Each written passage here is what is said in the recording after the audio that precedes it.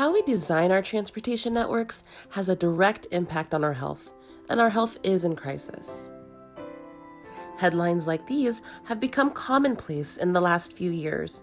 Chronic health conditions affect a huge segment of our population and carry significant risks.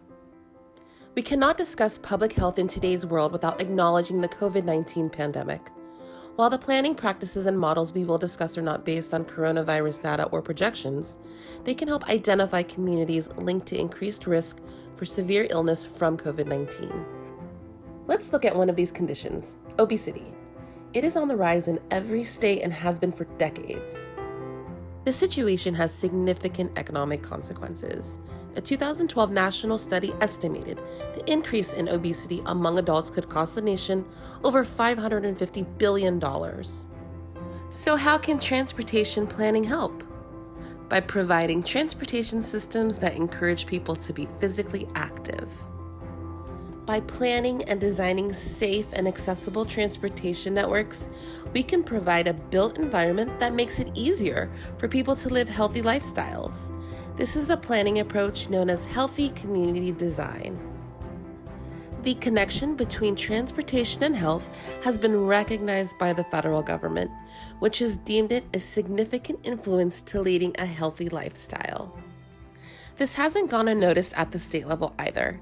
FDOT's Florida Transportation Plan and Complete Street policies note that transportation decisions can contribute to improved public health. While these guidelines are important to acknowledge the crisis and the role transportation planning can play in helping to solve it, they are not specific about how a local agency like MetroPlan Orlando should do this. We have a plan. First, MetroPlan Orlando has taken the holistic approach that transportation planning improves quality of life and promotes better health for everyone in Central Florida. Our Health in All Transportation Policies initiative shows how we are looking at all the ways transportation impacts health.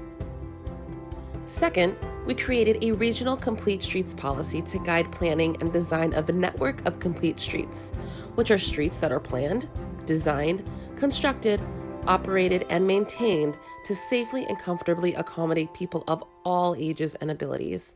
This includes, but is not limited to, pedestrians, cyclists, transit users, motorists, and freight and service operators. The Healthy Mobility Model provides planning level estimates for 6 health indicators, including asthma, diabetes, high cholesterol, high blood pressure, heart disease, and obesity. These estimates are based on demographic, socioeconomic, built environment, and mobility factors to determine the risk levels of different areas of a community. In addition to providing a risk assessment, the model helps planners identify and prioritize potential transportation projects, improvements, and policy recommendations. The Healthy Mobility Model is a tool in a planner's toolbox to help analyze alternatives and inform decision-making. Here's an example of the Healthy Mobility tool providing a risk assessment of Orange County. Knowing where the high-risk areas are located can help determine what potential fixes could benefit the community's health the most. MetroPlan Orlando is currently customizing the Healthy Mobility tool to Central Florida's 3-county area. Public health is included in each part of the planning process for the MTP, and the Healthy Mobility Model is part of this, starting with identifying performance indicators and assisting in determining the multimodal needs for different areas. During the prioritization of projects, the Healthy Mobility Model and community health will be part of our screening and analysis criteria as we plan for the next 25 years. If you're interested in learning more about the Healthy Mobility tool, how it works, and how to use it, please stay tuned for part 2 of Healthy Mobility and Transportation Planning coming in September. For more information, please visit metroplanorlando.org.